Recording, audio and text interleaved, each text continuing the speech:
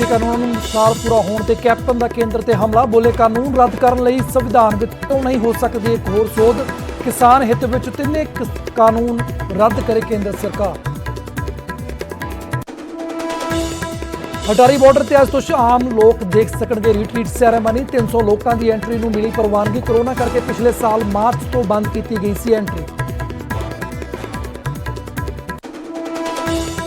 Covid काल तो बाद कल तो शुरू हो रही हेमकुंड साहिब की यात्रा। मानसून कारण आ सकदियां ने दिक्कतां। उत्तराखंड सरकार ने लिया तैयारियां का जायजा। कैबिनेट मंत्री गुरप्रीत कांगड़ के जवाई नूं तरस के आधार पर नौकरी देने की तैयारी विच कैप्टन सरकार। अज कैबिनेट की बैठक विच लग सकती है मोहर। आबकारी महकमे विच नौकरी देने ते हो रही है विचार। पेट्रोल डीजल की कीमतों में मिल सकती है राहत। GST के दायरे में लियाउण की तैयारी। लखनऊ में GST काउंसिल की अहम मीटिंग जारी। कोरोना के इलाज उत्ते भी मिल सकती है राहत। जलालाबाद बाइक धमाके में पुलिस ने जांच की तेज। मामले में गिरफ्तार शख्स के पिंड में मारिया छापा। घर घर ली जा रही है तलाशी। परिवार तो भी पुछगिछ जारी। टिफिन बम मामले में गिरफ्तार गुरमुख रोडे का एक साथी काबू। मुलजम की निशानदेही ते 2 ग्रेनेड सने हथियारों का जखीरा बरामद। ड्रोन जरिए पाकिस्तान तो हुई सी सप्लाई।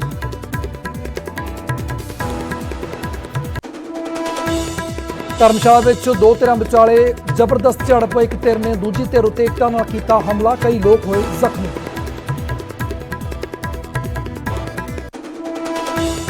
प्रधानमंत्री का 71वां जन्मदिन अज। अगले 20 दिनों तक सेवा अभियान चलाएगी बीजेपी। देश भर में करवाए जा रहे हैं समागम।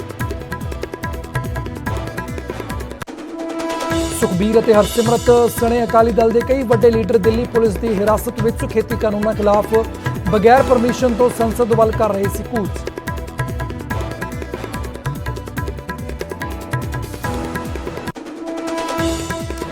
अकाली दल ते आम आदमी पार्टी के प्रदर्शन को नवजोत सिंह ने दस्सिया ड्रामा। कहा कानूनों की हमायत करने वाले हुण मगरमच्छ दे हंझू बहा रहे। एक खेती कानून नोटिफाई करने ते केजरीवाल ते भी चुके सवाल।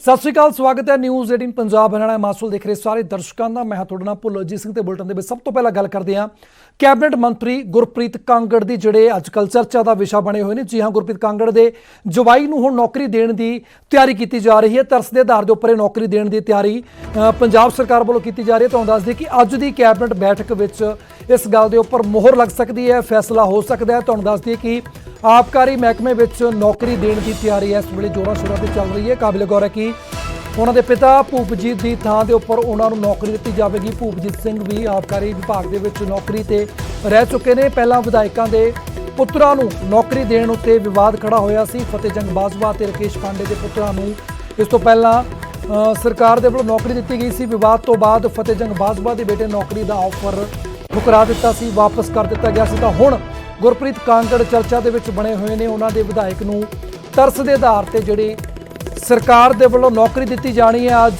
किते ना किते मोहर लग सकती है कैबिनेट के विच। इसनूं लैके एक बार फिर तो चर्चा का एक विषय बनया होया।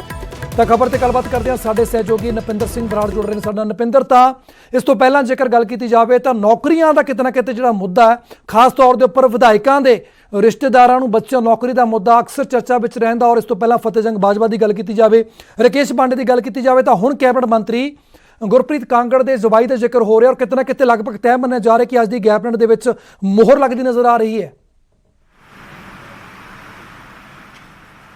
तो अज चर्चा हो रही है गुरप्रीत सिंह कांगड़ होरां दी। गुरप्रीत सिंह कांगड़ होरां दी क्यों चर्चा हो रही है? क्योंकि कैबिनेट मंत्री ने, कैबिनेट मंत्री होने करके चर्चा नहीं, चर्चा उन्होंने जवाई नूं नौकरी देने नूं लैके हो रही है कि अज की कैबिनेट मीटिंग दे विच उन्होंने जवाई नूं इंस्पैक्टर एक्साइज विभाग दे विच कहंदे रखण जाण नूं मंजूरी मिल सकती है। गुरप्रीत कांगड़ साडे नाल ने इस वेले सारे सवालों के जवाब देने के लिए, क्योंकि लगातार अज चर्चा चल रही है कि एक कैबिनेट मंत्री के जवाई नूं नौकरी मिल जा रही है। और नाल एक होर शख्स बैठे ने गुरप्रीत कांगड़ दे नाल कुलदीप सिंह धालीवाल ने। ये वो शख्स ने जिहड़े 2011 ਦੇ ਵਿੱਚ ਜਦੋਂ ਈਟੀਓ ਭੂਪਜੀਤ ਸਿੰਘ ਹੋਰਾਂ ਦੀ ਮੌਤ ਹੋਈ ਤਾਂ ਇਹ ਵੀ ਉਸ ਵੇਲੇ ਉਹਨਾਂ ਦੇ ਨਾਲ ਈਟੀਓ ਹੋਇਆ ਕਰਦੇ ਸੀ ਔਰ ਉਸ ਵੇਲੇ ਈਟੀਓ ਐਸੋਸੀਏਸ਼ਨ ਦੇ ਪ੍ਰਧਾਨ ਸੀ। ਤਾਂ ਉਹ ਉਸ ਵੇਲੇ ਕੀ ਮੈਟਰ ਸੀ, ਹਰ ਪੱਖ ਤੋਂ ਪੂਰੀ ਜਾਣਕਾਰੀ ਲੈਣ ਦੀ ਕੋਸ਼ਿਸ਼ ਕਰਦੇ ਹਾਂ। ਪਰ ਸਭ ਤੋਂ ਪਹਿਲਾਂ ਸਵਾਲ ਕੈਬਨਿਟ ਮੰਤਰੀ ਸਾਹਿਬ ਹੋਰਾਂ ਨੂੰ। ਮੰਤਰੀ ਸਾਹਿਬ ਆਂਦੇ ਲੋਕ ਨੌਕਰੀਆਂ ਲੱਭਦੇ ਫਿਰਦੇ ਆ, ਸਰਕਾਰ ਤੋਂ ਆਸ ਕਰਦੇ ਆ, ਸਰਕਾਰ ਘਰੇ ਨੌਕਰੀਆਂ ਦੇ ਰਹੀ ਹੈ। ਦੇਖੋ, ਸਰਕਾਰ ਜਿੱਥੇ ਦੇਣ ਵਾਲੀਆਂ ਨੌਕਰੀਆਂ ਉੱਥੇ ਅਸੀਂ ਵਾਅਦੇ ਵੀ ਨਿਭਾ ਰਹੇ ਹਾਂ। ਜਿਹੜੀ ਇਹ ਨੌਕਰੀ ਦੀ ਗੱਲ ਕਰਦੀ ਹੈ ਇਹ ਠੀਕ ਹੈ। ਅੱਜ ਮੈਨੂੰ ਬੜਾ ਦੁੱਖ ਹੋਇਆ, ਸਾਡੇ ਜਿਹੜਾ ਪ੍ਰਿੰਟ ਮੀਡੀਆ, ਸੁਬਾਹ ਮੈਂ ਅਖਬਾਰ ਪੜ੍ਹਿਆ, ਉਹਨਾਂ ਉੱਤੇ ਵਿੱਚ ਇੰਨੀਆਂ ਗਲਤ ਖਬਰਾਂ ਲਿਖਣੀਆਂ। ਅਸੀਂ ਸਮਾਜ ਦੇ ਵਿੱਚ ਸਾਡੇ ਜਿਹੜਾ ਮੀਡੀਆ ਨੂੰ ਅਸੀਂ ਚੌਥਾ ਥੰਮ ਮੰਨਿਆ ਜਾਂਦਾ ਵੀ ਜੇ ਕਿਤੇ ਜਸਟਿਸ ਦਾ ਕਿਤੇ ਧਿਆਨ ਨਾ ਹੋਵੇ ਉਹ ਮੀਡੀਆ ਹੈ। ਪਰ ਅੱਜ ਮੀਡੀਆ ਦੇ ਵੀ ਹਾਲਾਤ ਇੰਨੇ ਮਾੜੇ ਹੋ ਚੁੱਕੇ ਬਹੁਤ। ਅੱਜ ਮੈਂ ਐਡੀਟਰ ਸਾਹਿਬਾਨਾਂ ਨੂੰ ਸਾਰਿਆਂ ਨੂੰ ਬੇਨਤੀ ਕਰਨਾ ਚਾਹੁੰਦਾ ਵੀ ਜਿਹੜੇ ਤੁਹਾਡੇ ਅੱਗੇ ਜਿਹੜੇ ਵੀ ਤੁਹਾਨੂੰ ਇਸ ਪ੍ਰਿੰਟ ਮੀਡੀਆ ਹੋਵੇ ਜਾਂ ਇਲੈਕਟ੍ਰੋਨਿਕ ਮੀਡੀਆ ਹੋਵੇ, ਉਹਨਾਂ ਮਤਲਬ ਬੰਦਿਆਂ ਦੀ ਚੋਇਸ ਕਰਨੀ ਚਾਹੀਦੀ ਹੈ ਜਿਹੜੇ ਮਤਲਬ ਸਹੀ ਤੱਥ ਪੇਸ਼ ਕੀਤੇ ਜਾਣ।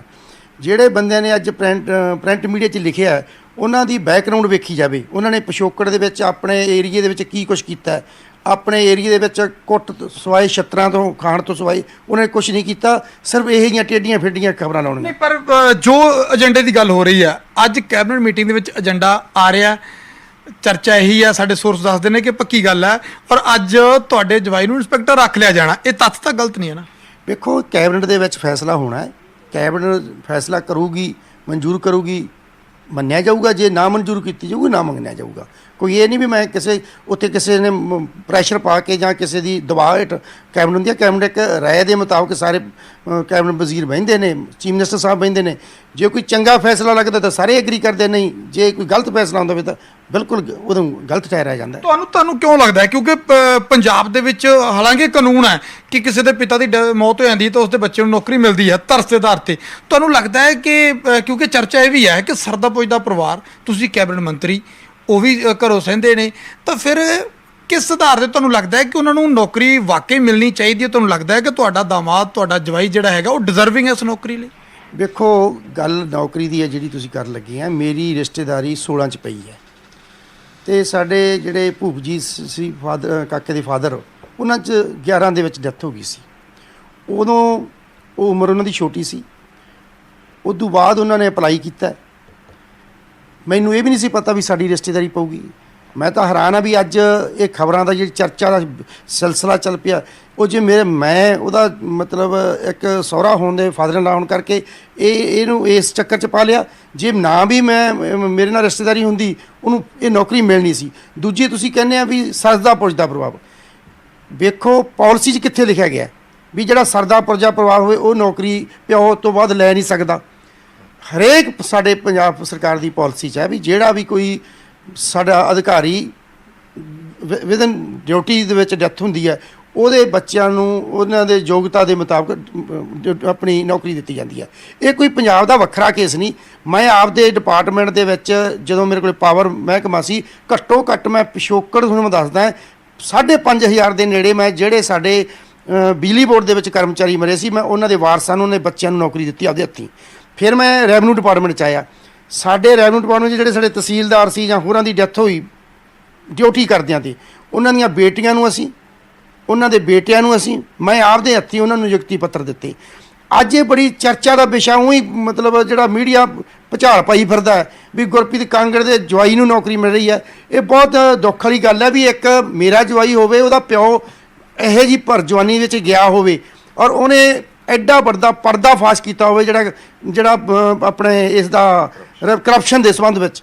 ਔਰ ਦੁਨੀਆ ਜਿਹੜੀਆਂ ਲੁੱਟ ਕੇ ਲੋਕਾਂ ਨੂੰ ਔਰ ਜਿਹੜੇ ਡਿਜ਼ਰਵਿੰਗ ਕੈਂਡੀਡੇਟ ਸੀ ਉਹਨਾਂ ਨੂੰ ਪਿੱਛੇ ਕਰਕੇ ਰਿਸ਼ਵਤ ਵਾਲੇ ਮੂਹਰੇ ਆ ਜਾਂਦੇ ਸੀ, ਉਹਨੂੰ ਫੜਾਇਆ ਹੋਵੇ ਅਤੇ ਉਸ ਦੇ ਮੁਤਾਬਕ ਉਹਨੂੰ ਉਦੋਂ ਬਾਅਦ ਬਿਮਾਰ ਦੀ ਸਥਿਤੀ 'ਚ ਚਲੇ ਜਾਣਾ। ਅਤੇ ਮੈਂ ਹੈਰਾਨ ਆ ਵੀ ਇਹ ਐਪਰੀਸ਼ੀਏਟ ਕਰਨਾ ਚਾਹੀਦਾ ਲੋਕਾਂ ਨੂੰ, ਪੰਜਾਬ ਦਿਆਂ ਨੂੰ, ਵੀ ਜਿਹੜੇ ਐਡੇ ਵੱਡੇ ਚੋਰ ਨੂੰ ਉਹਨੇ ਨੱਥ ਪਵਾਈ ਸੀ, ਉਹਨੂੰ ਸਜ਼ਾ ਦਵਾਈ ਸੀ, ਸੀਖਾਂ ਥੱਲੇ ਭੇਜਿਆ ਸੀ।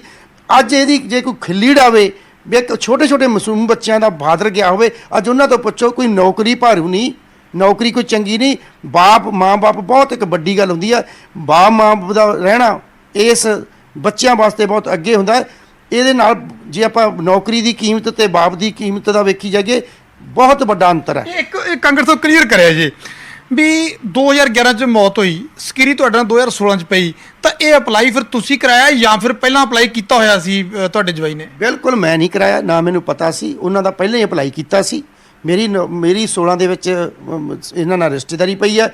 ਉਦੋਂ ਬਾਅਦ ਇਹ ਲੜਕਾ ਆਪਦੇ ਆਪ ਉਦੋਂ ਅਕਾਲੀ ਗੌਰਮੈਂਟ ਵੀ ਸੀ, ਉਦੋਂ ਵੀ ਇਹ ਪੈਰਵਾਈ ਕਰਦਾ ਫਿਰਦਾ ਹੁੰਦਾ ਸੀ। ਮੈਨੂੰ ਪਤਾ ਲੱਗਦਾ ਸੀ ਵੀ ਆਪਦੀ ਨੌਕਰੀ ਵਾਸਤੇ ਫਿਰ ਰਿਹਾ। ਕੋਈ ਡਾਕੂਮੈਂਟਸ ਪੂਰੇ ਕਰਦੇ ਆ, ਤੁਹਾਨੂੰ ਪਤਾ ਵੀ ਫਾਰਮੈਲਿਟੀਜ਼ ਬੜੀਆਂ ਹੁੰਦੀਆਂ। ਇਤਫਾਕੀਆ ਗੁਰੂ ਮਹਾਰਾਜ ਨੇ ਕਿਰਪਾ ਕਰਤੀ, ਸਾਡੀ ਸਰਕਾਰ ਆ ਗਈ। ਜੇ ਅਕਾਲੀ ਦਲ ਦੀ ਵੀ ਸਰਕਾਰ ਜਾਂ ਹੋਰ ਕਿਸੇ ਵੀ ਸਰਕਾਰ ਹੁੰਦੀ, ਨੌਕਰੀ ਤਾਂ ਗੁਰਸ਼ੇਰ ਨੂੰ ਮਿਲਣੀ ਸੀ। ਅੱਜ ਮੇਰੇ ਕਰਕੇ ਨੌਕਰੀ ਨਹੀਂ ਮਿਲ ਰਹੀ। ਇਹ ਅੱਜ ਇਹ ਦੇਖੋ, ਜਿਹੜੀ ਵੀ ਨੌਕਰੀਆਂ ਅੱਜ ਤੋਂ ਸਾਤੋਂ ਪਹਿਲਾਂ ਤੁਹਾਨੂੰ ਦੱਸਦਾ, ਸਾਡੇ ਕੋਲ ਇੱਕ ਸਾਰੇ ਪੰਜਾਬ ਦੇ ਕੁਝ ਤੱਥ ਨੇ ਸਾਡੇ ਸਾਹਮਣੇ, ਜਿਹੜੇ ਬਹੁਤ ਸੀਨੀਅਰ IAS ਤੇ IPS ਅਫਸਰ ਦੀ ਡੈਥ ਹੋਈ, ਉਹਨਾਂ ਦੇ ਬੱਚਿਆਂ ਨੂੰ ਕਿਵੇਂ ਨੌਕਰੀ ਦਿੱਤੀ ਗਈ ਹੈ। ਤੇ ਇਹਦੇ 'ਚ ਰਸਦਾ ਪੁੱਛਦੇ ਪਰਿਵਾਰ ਦੀ ਕੋਈ ਪਾਲਿਸੀ ਨਹੀਂ ਵੀ ਜੇ ਜਿਹੜਾ ਕੋਈ ਬਿਲਕੁਲ ਵਿਚਾਰਾ ਗਰੀਬ ਆ ਉਹਨੂੰ ਜ਼ਰੂਰਤ ਹੈ, ਉਹਨੂੰ ਵੀ ਬੜੀ ਜ਼ਰੂਰਤ ਹੈ। ਜੇ ਕੋਈ ਆਪਦੇ ਘਰੇ ਰੋਟੀ ਖਾਂਦਾ ਹੈ, ਨੌਕਰੀ ਉਹਦੇ ਵਾਸਤੇ ਵੀ ਜ਼ਰੂਰੀ ਹੈ। ਇਸ ਕਰਕੇ ਪਿਓ ਦਾ ਜਾਣਾ ਜਿਹੜਾ ਉਹ ਬਹੁਤ ਵੱਡੀ ਦੁਖਦਾਈ ਘਟਨਾ ਹੁੰਦੀ ਹੈ। ਉੱਥੇ ਕੋਈ ਨੌਕਰੀਆਂ ਦੇ ਪੈਸੇ ਨਾਲ ਤੁਲਨਾ ਨਹੀਂ ਕੀਤੀ ਜਾਂਦੀ। ਇਸ ਕਰਕੇ ਮੀਡੀਆ ਨੂੰ ਸਹੀ ਤੱਥ ਪੇਸ਼ ਕਰਨੇ ਚਾਹੀਦੇ। ਪਰ ਕੀ ਫਿਰ ਇੰਨਾ ਲੰਮਾ ਟਾਈਮ ਕਿਉਂ ਲੱਗ ਗਿਆ? ਕਰੀਬ 10 ਸਾਲ ਹੋ ਗਏ। ਕੋਈ ਆਬਜੈਕਸ਼ਨ ਲੱਗਾ ਹੋਇਆ ਸੀ ਵੀ ਜਿਹੜਾ ਉਹ ਆਬਜੈਕਸ਼ਨ ਹੁਣ ਤੁਹਾਡੀ ਹੈਲਪ ਦੇ ਨਾਲ ਦੂਰ ਹੋ ਰਿਹਾ, ਜਾਂ ਫਿਰ ਪ੍ਰੋਸੈਸ ਦੇ ਵਿੱਚ ਕੋਈ ਦਿੱਕਤ ਸੀ? ਬਿਲਕੁਲ ਨਹੀਂ ਸੀ। ਦੇਖੋ, ਪਹਿਲਾਂ ਜਦੋਂ ਉਹਨਾਂ ਦੀ ਡੈਥ ਹੋਈ ਹੈ, ਇਹ ਸਾਰੇ 20 ਸਾਲ ਦਾ ਸੀ, ਛੋਟੀ ਉਮਰ ਸੀ, ਅਪਲਾਈ ਨਹੀਂ ਸੀ ਕਰ ਸਕਦਾ। ਅਪਲਾਈ ਕਰ ਦਿੱਤਾ ਸੀ, ਉਹਨਾਂ ਨੇ ਇਹ ਰਿਜ਼ਰਵ ਰੱਖ ਲਿਆ ਸੀ ਵੀ ਜਦੋਂ ਇਹ ਐਲੀਜੀਬਲ ਹੋਇਆ ਉਦੋਂ ਬਾਅਦ ਇਹਨੂੰ ਨੌਕਰੀ ਦਿੱਤੀ ਜਾਊਗੀ। ਇਹ ਨਹੀਂ ਵੀ ਮੇਰੇ ਅੱਜ ਕਹਿਣ ਦੇ ਨਾਲ ਜਾਂ ਮੈਂ ਕਿਤੇ ਜਾ ਕੇ ਸਿਫਾਰਿਸ਼ ਕੀਤੀ ਹੋਈ। ਕਦੇ ਵੀ ਮੈਂ ਅੱਜ ਤੱਕ ਕਿਸੇ ਨਾ ਚੀਫ ਮਿਨਿਸਟਰ ਸਾਹਿਬ ਨੂੰ ਜਾਂ ਕਿਸੇ ਸਾਡੇ ਕੋਈ ਡਿਪਾਰਟਮੈਂਟ ਨੂੰ ਮੈਂ ਕਿਤੇ ਜਾ ਕੇ ਕਿਹਾ ਹੋਵੇ ਵੀ ਮੇਰੇ ਜਵਾਈ ਨੂੰ ਨੌਕਰੀ। ਜੇ ਮੈਂ ਇਹੀ ਭਰਤੀ ਕਰਾਉਂਦਾ ਹੁੰਦਾ ਤੇ ਮੈਂ 17 'ਚ ਵੀ ਕਰਾ ਸਕਦਾ ਸੀ। ਜਦੋਂ ਉਹਦਾ ਸਮਾਂ ਪੂਰਾ ਹੋਇਆ, ਉਹਦੀ ਜਦੋਂ ਜਿਹੜੀਆਂ ਸਾਰੀਆਂ ਫਾਰਮੈਲਿਟੀ ਪੂਰੀਆਂ ਹੋਈਆਂ, ਸਰਕਾਰ ਨੇ ਸਾਰੀਆਂ ਫਾਰਮੈਲਿਟੀਆਂ ਪੂਰੀਆਂ ਕਰਕੇ ਹੁਣ ਉਹਨੂੰ ਹਰੀ ਝੰਡੀ ਦਿੱਤੀ ਹੈ। ਉਹ ਵੀ ਅੱਜ ਵੇਖਦੇ ਆ ਵੀ ਕੈਬਨਿਟ ਮਨਜ਼ੂਰੀ ਦਿੰਦੀ ਹੈ ਕਿ ਨਹੀਂ ਦਿੰਦੀ ਹੈ। ਉਹ ਵੀ ਕੈਬਨਿਟ ਦੇ ਅੱਗੇ ਜਾਣਾ। ਮੈਂ ਅੱਜ ਤੁਹਾਨੂੰ ਕਹੀ ਜਾਵਾਂ ਮਿਲ ਜੂਗੀ, ਮੈਂ ਤਾਂ ਇਹ ਵੀ ਨਹੀਂ ਕਹਿੰਦਾ ਹਲ। ਤਾਂ ਕੁਲਦੀਪ ਸਿੰਘ ਧਾਲੀਵਾਲ, ਜਿਸ ਦਾ ਮੈਂ ਪਹਿਲਾਂ ਜ਼ਿਕਰ ਕਰ ਰਿਹਾ ਸੀ, ਉਹ ਸਾਡੇ ਨਾਲ ਨੇ। ਇਹ ਸ਼ਖਸ ਕਿਉਂ ਜ਼ਰੂਰੀ ਨੇ ਪਹਿਲਾਂ ਵੀ ਮੈਂ ਦੱਸਿਆ। ਉਸ ਵੇਲੇ ETO ਐਸੋਸੀਏਸ਼ਨ ਦੇ ਪ੍ਰਧਾਨ ਸੀ, ਔਰ ਭੂਪਜੀਤ ਜਿਹੜੇ ਗੁਰਸ਼ੇਰ ਦੇ ਫਾਦਰ ਨੇ, ਉਹਨਾਂ ਦੇ ਨਾਲ ਸੀ। ETO ਇਕੱਠੇ ਸੀ ਔਰ ਇਹ ਪ੍ਰਧਾਨ ਸੀ। ਉਹ ਕੇਸ ਅਪਲਾਈ ਕਿਵੇਂ ਹੋਇਆ ਸੀ ਨੌਕਰੀ ਦਾ? ਉਸ ਵੇਲੇ ਅਪਲਾਈ ਹੋਇਆ ਸੀ, ਬਾਅਦ 'ਚ ਅਪਲਾਈ ਹੋਇਆ, ਪੂਰਾ ਵਿਵਾਦ। ਔਰ ਉਹਦੇ 'ਚ ਕਮੀ ਕੀ ਸੀ ਕਿ ਉਹ ਨੌਕਰੀ ਇੰਨੀ ਦੇਰ ਲਟਕਦੀ ਰਹੀ? ਇਹ 2011 ਚ ਭੂਪਜੀਤ ਸਿੰਘ ਉਹਨਾਂ ਦੀ ਡੈਥ ਹੁੰਦੀ ਹੈ ਜੀ, 9ਵੇਂ ਮਹੀਨੇ 'ਚ। ਉਸ ਤੋਂ ਬਾਅਦ ਪਰਿਵਾਰ ਇੰਨੇ ਸਦਮੇ 'ਚ ਸੀਗਾ। ਮੈਂ ਤੇ ਸਰ KVS ਸਿੱਧੂ ਸਾਡੇ ਡਿਪਟੀ ਡਾਇਰੈਕਟਰ ਸੀਗੇ, ਅਸੀਂ ਵਾਰ-ਵਾਰ ਇਹਨਾਂ ਦੇ ਘਰ ਜਾਂਦੇ ਰਹੇ ਤੇ ਬੱਚੇ ਗੱਲ ਕਰਨ ਨੂੰ ਤਿਆਰ ਨਹੀਂ ਸੀ। ਇੰਨੇ ਮਤਲਬ ਇਸ ਤਰ੍ਹਾਂ ਦਾ ਮਾਹੌਲ 'ਚ ਉਹਨਾਂ ਦੀ ਡੈਥ ਹੋਈ ਸੀਗੀ। 2002 ਚ ਜਦੋਂ ਉਹ ਰਵੀ ਸਿੱਧੂ ਨੂੰ ਦੀ ਆਪਣੇ ਕਰਪਸ਼ਨ ਦਾ ਪਰਦਾਫਾਸ਼ ਕਰਦੇ ਨੇ, ਤਾਂ ਰਵੀ ਸਿੱਧੂ ਦੇ ਭਰੀਪਾ ਤੁਹਾਨੂੰ ਪਤਾ ਲੋਕਰਾਂ 'ਚੋਂ ਪੈਸੇ ਕਿੰਨੇ ਬੰਦਿਆਂ ਦੇ ਲੋਕਰਾਂ 'ਚੋਂ ਪੈਸੇ ਨਿਕਲੇ ਸੀ। ਤੁਸੀਂ ਉਸ ਵੇਲੇ ਵੀ ਨਾਲ ਸੀ? ਬਿਲਕੁਲ। ਮੈਂ ਉਦੋਂ 2002 ਚ ਅਸੀਂ ਇੰਸਪੈਕਟਰ ਹੁੰਦੇ ਸੀ ਸਾਰੇ। ਇਹ ਚੰਡੀਗੜ੍ਹ ਪੋਸਟਡ ਸੀਗੇ ਤੇ ਉਹ ਰਵੀ ਸਿੱਧੂ ਇਹਨਾਂ ਤੋਂ ਉਸ ਤਰ੍ਹਾਂ ਦੀ ਕੋਈ ਡਿਮਾਂਡ ਕਰ ਰਿਹਾ ਸੀ, ਜਦੋਂ ਕਿ ਉਦੋਂ ਵੀ ਇਹ ਡਿਜ਼ਰਵਿੰਗ ਸੀਗੇ ਤੇ ਇਹਨਾਂ ਦਾ PCS ਨੋਮੀਨੇਸ਼ਨ ਲਈ ਡਿਪਾਰਟਮੈਂਟਾਂ 'ਚੋਂ 9 ਜਾਂਦਾ ਹੁੰਦਾ ਸੀ, ਜਿਨ੍ਹਾਂ ਦਾ ਰਿਕਾਰਡ ਆਊਟਸਟੈਂਡਿੰਗ ਰਿਪੋਰਟਾਂ ਹੁੰਦੀਆਂ ਸੀ। ਤੇ ਭੂਪਜੀਤ ਸਿੰਘ ਸਾਡਾ ਡੈਕੋਰੇਟਡ ਅਫਸਰ ਸੀਗਾ ਸਾਡੇ ਡਿਪਾਰਟਮੈਂਟ ਦਾ, ਤੇ ਉਦੋਂ ਵੀ ਇਹਨਾਂ ਦਾ ਨਾਂ ਜਾਂਦਾ ਰਿਹਾ। ਉਹ ਵਾਰ-ਵਾਰ ਉਹ ਪੈਸੇ ਲੈਣ ਵਾਸਤੇ ਹੀ ਕਰ ਰਿਹਾ ਸੀਗਾ ਸਾਰਾ ਕੁਝ, ਤੇ ਉਹ ਚਲੋ ਫੜਿਆ ਗਿਆ।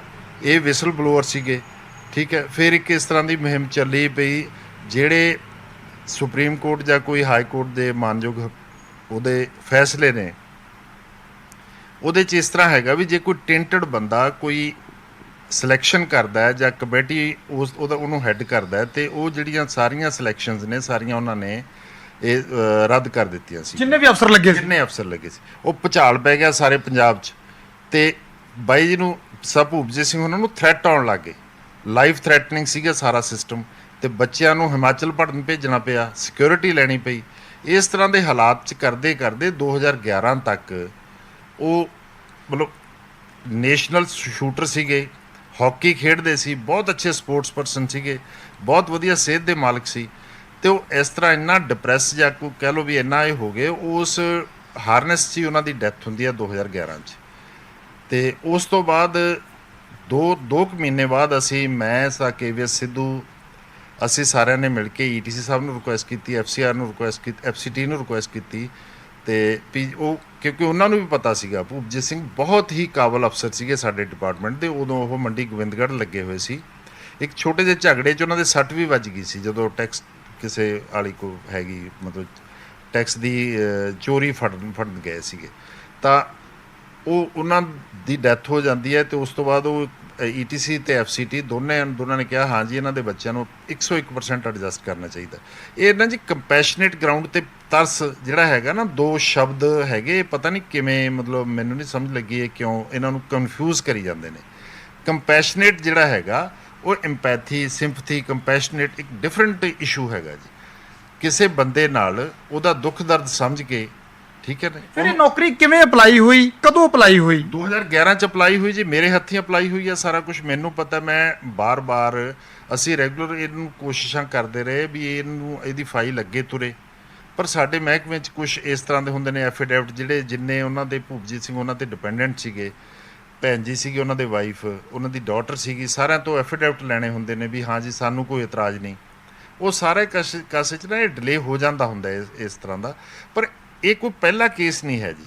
ਜੇ ਕੋਈ ਆਪਾਂ ਇਸ ਤਰ੍ਹਾਂ ਦੀ ਗੱਲ ਕਰੀਏ, ਅਟਵਾਲ ਸਾਹਿਬ ਇੱਕ ਵਾਰੀ DIG ਨਹੀਂ, ਪਰ ਇਹ ਗੱਲ ਕਹੀ ਜਾ ਰਹੀ ਹੈ ਕਿ ਸਰਦਾ ਪੁੱਜਦਾ ਪਰਿਵਾਰ ਹੁਣ ਤਾਂ ਰਿਸ਼ਤੇਦਾਰੀ ਕੈਬਨਿਟ ਮੰਤਰੀ ਨਾਲ ਪੈ ਗਈ, ਕੈਬਨਿਟ ਮੰਤਰੀ ਦੇ ਜਵਾਈ ਹੋ ਗਏ, ਇੱਕ ਪਰਿਵਾਰ ਚੋਂ ਘਰੋਂ ਵੀ ਕਹਿੰਦੇ ਸੌਖੇ ਆ, ਜ਼ਮੀਨ ਜਾਇਦਾਦ ਬੜੀ ਹੈ, ਪ੍ਰਾਪਰਟੀ ਬਹੁਤ ਹੈ, ਆਂਦੇ ਵੀ ਫਿਰ ਕੀ ਉਹ ਐਲੀਜੀਬਲ ਹੈਗੇ ਨੇ ਕਿ ਕਾਨੂੰਨਨ, ਕਿਉਂਕਿ ਤੁਸੀਂ ਮਹਿਕਮੇ ਦੇ ਵਿੱਚ ਇਸੇ 'ਚ ਰਹੇ ਹੋ, ਕੀ ਉਹ ਵਾਕਈ ਐਲੀਜੀਬਲ ਹੈ?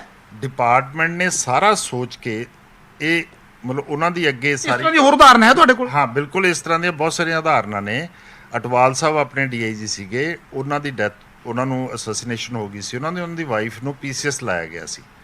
ਇਸੇ ਤਰ੍ਹਾਂ ਬਰਾੜ ਸੀਗੇ ਅਵਨਿੰਦਰ ਸਿੰਘ ਅਬਲ ਖਰਾਣੇ ਵਾਲੇ, ਉਹਨਾਂ ਦੀ ਸਿਸਟਰ ਨੂੰ DSP ਜਾਂ ਕੁਛ ਇਸ ਤਰ੍ਹਾਂ ਦਾ ਮਤਲਬ ਗੈਜ਼ਟਡ ਪੋਸਟ ਤੇ ਭਰਤੀ ਕੀਤਾ ਗਿਆ ਸੀ। ਤੇ ਸਾਡੀ ਤਾਂ ਡਿਮਾਂਡ ਐਸੋਸੀਏਸ਼ਨ ਦੀ ਉਦੋਂ ਇਹ ਸੀਗੀ ਵੀ ਇਹ ਗੈਜ਼ਟਡ ਸੀਗਾ, ਕਲਾਸ 1 ਅਫਸਰ ਸੀ, ਤੇ ਇਹਦੇ ਬੇਟੇ ਨੂੰ ਇਹਨੇ 101% AETC ਦਾ ਪੱਕਾ ਹੀ ਬਣਨਾ ਸੀ, DTC ਦਾ ਉਹਦੇ ਨੂੰ ਵੀ ਹੱਥ ਲਾਉਣਾ ਸੀ ਕਿਉਂਕਿ ਹਾਲੇ ਲੰਮੀ ਜੌਬ ਪਈ ਸੀ। ਅਸੀਂ ਤਾਂ ਉਦੋਂ ਚਾਹੁੰਦੇ ਸੀ ਵੀ ਇਹਦੇ ਬੇਟੇ ਨੂੰ ਘੱਟੋ ਘੱਟ ETO ਲਾਇਆ ਜਾਵੇ। ਇਹ ਹੁਣ ਕੋਈ ਨਿਯਮਾਂ 'ਚ ਨਹੀਂ ਕੋਈ ਇਸ ਤਰ੍ਹਾਂ ਇਹਨਾਂ ਲਟਕ ਕਿਉਂ ਗਿਆ ਜੀ? 10 ਸਾਲ ਦਾ ਵਕਫਾ ਜਾਂ ਕੋਈ ਪੋਲੀਟੀਕਲੀ ਤੁਹਾਨੂੰ ਲੱਗਦਾ ਕੋਈ ਦਿੱਕਤ? ਨਹੀਂ, ਕੋਈ ਪੋਲੀਟੀਕਲੀ ਕੋਈ ਦਿੱਕਤ ਨਹੀਂ ਹੈ ਜੀ। 2011 'ਚ ਉਹਨਾਂ ਦੀ ਡੈਥ ਹੁੰਦੀ ਹੈ, ਉਦੋਂ ਕਾਂਗੜ ਸਾਹਿਬ ਨਾਲ ਤਾਂ ਰਿਸ਼ਤੇਦਾਰੀ 2016 'ਚ ਪੈਂਦੀ ਹੈ ਜੀ। ਜਿਹੜੀ ਇੱਕ ਕਿਹਾ ਜਾ ਰਿਹਾ ਹੈ ਕਿ ਏਜੰਡੇ ਦੇ ਮੁਤਾਬਕ ਕਿ ਵਨ ਟਾਈਮ ਐਡਜਸਟਮੈਂਟ, ਜਿਹੜੀ ਵਨ ਟਾਈਮ ਰਿਲੈਕਸੇਸ਼ਨ ਦੇਣੀ ਹੈ ਕੈਬਨਿਟ ਨੇ, ਉਹ ਰਿਲੈਕਸੇਸ਼ਨ ਕਾਹਦੇ 'ਚ ਦੇਣੀ ਹੈ? ਕੋਈ ਕਿਸੇ ਪੁਆਇੰਟ ਤੇ ਕਮੀ ਹੈ? ਨਹੀਂ, ਕਿਸੇ ਪੁਆਇੰਟ ਤੇ ਕੋਈ ਕਮੀ ਨਹੀਂ ਹੈ। ਉਹ ਤਾਂ ਸਿੰਪਲੀ ਇੱਕ ਇਹ ਹੁੰਦਾ ਵੀ ਵਿਦਿਨ ਇਹ ਡਿਪਾਰਟਮੈਂਟ ਦੀਆਂ ਕੁਝ ਕਮੀਆਂ ਹੁੰਦੀਆਂ ਨੇ, ਜਿਹੜਾ ਰਿਕਾਰਡ ਸੰਭਾਲਿਆ ਨਹੀਂ ਜਾਂਦਾ। ਹੁਣ ਕੰਪਿਊਟਰਾਈਜ਼ਡ ਰਿਕਾਰਡ ਹੁਣ ਸਾਰਾ ਕੁਝ ਸੰਭਿਆ ਜਾਂਦਾ। ਮੈਂ ਆਪਣੇ ਹੱਥੀਂ ਉਹਨਾਂ ਦੀ ਐਪਲੀਕੇਸ਼ਨ ਪ੍ਰੋਸੈਸ ਕਰਵਾਈ ਸੀ ਉੱਥੇ ਐਡਮਿਨ ਡਿਪਾਰਟਮੈਂਟ 'ਚ, ਸਾਡੇ ਜਿਹੜਾ ਪਟਿਆਲੇ ਹੈਗਾ ETC ਆਫਿਸ 'ਚ ਇੱਕ ਐਡਮਿਨ ਦਾ ਆਫਿਸ ਹੈਗਾ, ਤੇ ਉਹ ਐਪਲੀਕੇਸ਼ਨ ਦਾ ਇਹਨਾਂ ਨੂੰ ਇੱਕ ਟਾਈਮ ਲੈ ਰਹੇ ਸੀਗੇ ਵੀ ਵਿਦਿਨ 5 ਇਅਰਸ ਅਪਲਾਈ ਹੋਣਾ ਚਾਹੀਦਾ, ਵਿਦਿਨ 6 ਜਦ ਕਿ ਵੈਲ ਐਂਡ ਟਾਈਮ ਅਪਲਾਈ ਹੋਇਆ ਜੀ। ਉਹ ਉਸ 'ਚ ਕਿਤੇ ਕੋਈ ਕਮੀ ਰਹਿ ਗਈ ਹੋ ਜੀ ਤਾਂ ਕਮੀ ਰਹਿ ਗਈ। ਇੱਕ ਲਾਸਟ ਕਮੈਂਟ ਗੁਰਪ੍ਰੀਤ ਕਾਂਗੜ ਹੋਰਾਂ ਤੋਂ ਲੈ ਲੈਂਦੇ ਆਪਾਂ। ਕਾਂਗੜ ਸਾਹਿਬ, ਪੂਰੇ ਵਿਵਾਦ ਦੇ ਵਿੱਚ ਕਿਸ ਤਰ੍ਹਾਂ ਦੇਖਦੇ ਹੋ? ਕਿਉਂਕਿ ਤੁਹਾਡੇ ਸਾਥੀ ਵੀ ਹੋ ਸਕਦਾ ਇਤਰਾਜ਼ ਨਾ ਕਰਨ, ਹੋ ਸਕਦਾ ਕਰ ਵੀ ਦੇਣ, ਤਾਂ ਪੂਰੇ ਵਿਵਾਦ ਦੇ ਵਿੱਚ ਅੱਜ ਗੁਰਪ੍ਰੀਤ ਕਾਂਗੜ ਕਿਸ ਤਰ੍ਹਾਂ ਦੀ ਸਥਿਤੀ ਦਾ ਸਾਹਮਣਾ ਕਰ ਰਹੇ ਨੇ? ਔਰ ਜਿਸ ਤਰ੍ਹਾਂ ਪਹਿਲਾਂ ਕਿਹਾ ਜਾ ਰਿਹਾ ਸੀ ਕਿ ਤੁਹਾਡੇ ਕਲੇਸ਼ ਦੇ ਵਿੱਚ ਤੁਹਾਨੂੰ ਲਾਂਭੇ ਲੂੰਬੇ ਵੀ ਘਰੋਂ ਸ਼ਾਇਦ ਮਿਲਦੇ ਰਹੇ। ਵੇਖੋ, ਚਲੋ ਘਰਾਂ ਦੀਆਂ ਤਾਂ 100 ਗੱਲਾਂ ਹੁੰਦੀਆਂ, ਕੋਈ ਐਡੀ ਗੱਲ ਨਹੀਂ ਹੁੰਦੀ। ਬੱਚਿਆਂ ਦਾ ਮਨ ਦੇ ਵਿੱਚ ਜੋ ਗੱਲ ਆ, ਇਹ ਤਾਂ ਨਹੀਂ ਆਪਾਂ ਕਹਿ ਸਕਦੇ, ਕੋਈ ਐਸੀ ਗੱਲ ਨਹੀਂ ਸੀ। ਪਰ ਮੈਂ ਤਾਂ ਵੇਖੋ, ਸਰਕਾਰ ਨੇ ਇਹ ਏਜੰਡਾ ਲੈ ਕੇ ਆਂਦਾ, ਪਾਲਿਸੀ ਦੇ ਮੁਤਾਬਕ ਲੈ ਕੇ ਆਂਦਾ, ਸਾਡੇ ਵਜ਼ੀਰ ਭਰਾਵਾਂ ਦੇ ਸਾਹਮਣੇ ਰੱਖਿਆ ਜਾਊ। ਜੇ ਸਾਡੇ ਸਾਡੇ ਕੈਬਨਿਟ ਵਜ਼ੀਰ ਭਰਾ ਇਸ ਗੱਲ ਨੂੰ ਮਨਾ ਕਰਨਗੇ ਤੇ ਮੈਂ ਐਕਸੈਪਟ ਕਰ ਲੂੰਗਾ। ਮੈਨੂੰ ਕੋਈ ਐਸੀ ਗੱਲ ਨਹੀਂ ਵੀ ਮੈਂ ਆਪਦੇ ਭਰਾਵਾਂ ਦੀ ਗੱਲ ਉਲਟਾਵਾਂ। ਜੇ ਉਹਨਾਂ ਨੂੰ ਲੱਗਿਆ ਵੀ ਗੁਰਪ੍ਰੀਤ ਕਾਂਗੜ ਵੀ ਇਹ ਨਜਾਇਜ਼ ਹੈ ਤੇ ਬਿਲਕੁਲ ਅਸੀਂ ਮਤਲਬ ਅਸੀਂ ਕਹਾਂਗੇ ਨਾ ਕਰੋ। ਇਸ ਕਰਕੇ ਮੈਨੂੰ ਕੋਈ ਇਹਦੇ ਵਿੱਚ ਵੀ ਇਹ ਜਾਇਜ਼ ਹੈ ਤਾਂ ਤੁਸੀਂ ਇਹਨੂੰ ਪਾਸ ਕਰ ਲਓ, ਜੇ ਨਜਾਇਜ਼ ਹੈ ਇਹਨੂੰ ਮਨਾ ਕਰ ਦਿਓ। ਇਹ ਗੱਲ ਬਿਲਕੁਲ ਮੈਂ ਇਸ ਪੱਖੋਂ ਮੈਂਟਲੀ ਪ੍ਰਿਪੇਅਰ ਹਾਂ। ਕੋਈ ਮੇਰੇ ਮਨ 'ਤੇ ਬੋਝ ਨਹੀਂ। ਜਿਹੜੇ ਸਾਡਾ ਵੇਖੋ ਕੈਬਨਿਟ ਇੱਕ ਪਰਿਵਾਰ ਦਾ ਮੈਂਬਰ ਹੁੰਦੀ ਹੈ ਜੀ। ਇਤਫਾਕ ਹੀ ਆ ਇਹ ਮੇਰਾ ਜਵਾਈ ਬਣ ਗਿਆ, ਤੇ ਜਵਾਈ ਨਾ ਬਣਦਾ ਨੌਕਰੀ ਤਾਂ ਫਿਰ ਵੀ ਮਿਲਣੀ ਸੀ। ਤਾਂ ਜੀ ਸ਼ੁਕਰੀਆ। ਤਾਂ ਗੁਰਪ੍ਰੀਤ ਸਿੰਘ ਕਾਂਗੜ ਸਾਫ਼ ਤੌਰ ਤੇ ਕਹਿੰਦੇ ਨੇ ਕਿ ਕਾਨੂੰਨ ਤੇ ਨਿਯਮਾਂ ਦੇ ਤੌਰ ਤੇ ਕਹਿੰਦੇ ਕਿ ਉਹ ਡਿਜ਼ਰਵ ਕਰਦੇ ਨੇ ਗੁਰਸ਼ੇਰ ਸਿੰਘ ਜਿਹੜੇ ਇਹਨਾਂ ਦੇ ਹੁਣ ਜਵਾਈ ਨੇ, ਕਿਉਂਕਿ ਅਪਲਾਈ 2011 ਤੋਂ ਕੀਤਾ ਹੋਇਆ ਸੀ। ਜਿਨ੍ਹਾਂ ਲੋਕਾਂ ਨੇ ਅਪਲਾਈ ਕਰਾਇਆ ਉਹ ਵੀ ਇਸ ਵੇਲੇ ਸਾਡੇ ਨਾਲ ਨੇ ਤੇ ਕਹਿੰਦੇ ਨੇ ਕੋਈ ਡਿਜ਼ਰਵਿੰਗ ਹੈ, ਪਰ ਫਿਰ ਵੀ ਕੈਬਨਿਟ ਜੋ ਫੈਸਲਾ ਕਰੀ ਕਹਿੰਦੇ ਮੈਨੂੰ ਮਨਜ਼ੂਰ ਹੋਵੇਗਾ, ਪਰ ਨਿਯਮਾਂ ਦੇ ਮੁਤਾਬਕ ਅਗਰ ਉਸ ਨੂੰ ਨੌਕਰੀ ਮਿਲਣੀ ਬਣਦੀ ਹੈ ਤਾਂ ਕਹਿੰਦੇ ਨੇ ਕਿ ਮਿਲਣੀ ਚਾਹੀਦੀ ਹੈ। ਕਈ ਤਰ੍ਹਾਂ ਦੀਆਂ ਉਦਾਹਰਨਾਂ ਦੇਣ ਦੀ ਕੋਸ਼ਿਸ਼ ਕੀਤੀ ਜਾ ਰਹੀ ਹੈ ਮੰਤਰੀ ਸਾਹਿਬ ਜਾਂ ਉਹਨਾਂ ਸਾਥੀ ਵੱਲੋਂ ਕਿ ਕਿਸ ਤਰ੍ਹਾਂ ਇਹ ਕੋਈ ਪਹਿਲਾ ਕੇਸ ਨਹੀਂ ਹੈ, ਪਹਿਲਾਂ ਵੀ ਹੈ। ਕਾਨੂੰਨੀ ਆਧਾਰ ਦੇ ਉੱਪਰ ਕਹਿ ਰਹੇ ਨੇ ਕਿ ਲੀਗਲੀ ਵੀ ਉਹ ਬਣਦੀ ਆ ਉਹਨੂੰ ਨੌਕਰੀ ਦੇਣੀ। ਤਾਂ ਫਿਲਹਾਲ ਦੇ ਲਈ ਨਪਿੰਦਰ ਬਹੁਤ ਬਹੁਤ ਧੰਨਵਾਦ। ਤਾਂ ਗੁਰਪ੍ਰੀਤ ਕਾਂਗੜ ਨੇ ਮੰਨੀ ਗੱਲ ਕਿ ਉਹਨਾਂ ਨਾਲ ਰਿਸ਼ਤੇਦਾਰੀ ਜੁੜੀ ਉਹਨਾਂ ਜਵਾਈ ਦੇ ਨਾਲੋਂ 2016 ਦੇ ਵਿੱਚ ਜੁੜੀ ਆ, ਪਰ ਇਹ ਡੈਥ ਕੇਸ 2011 ਦਾ। ਤਾਂ ਕਾਨੂੰਨੀ ਤੌਰ ਦੇ ਉੱਪਰ ਜਿਹੜੀ ਨੌਕਰੀ ਦੇਣਾ ਬਣਦਾ, ਪਰ ਉਹ ਕੈਬਨਿਟ ਦੇ ਉੱਪਰ ਆਖਰੀ ਫੈਸਲਾ ਸੁੱਟ ਦੇਣੇ। ਤਾਂ ਇੱਥੇ ਵੇਲਾ ਚੱਲਿਆ ਕਿ ਛੋਟੇ ਜਿਹੇ ਬ੍ਰੇਕ ਦਾ, ਪਰ ਖਬਰਾਂ ਜਾਰੀ ਨੇ। ਤੁਸੀਂ ਬਣੇ ਰਹੋ ਨਿਊਜ਼ 18 ਪੰਜਾਬ ਦੇ ਨਾਲ।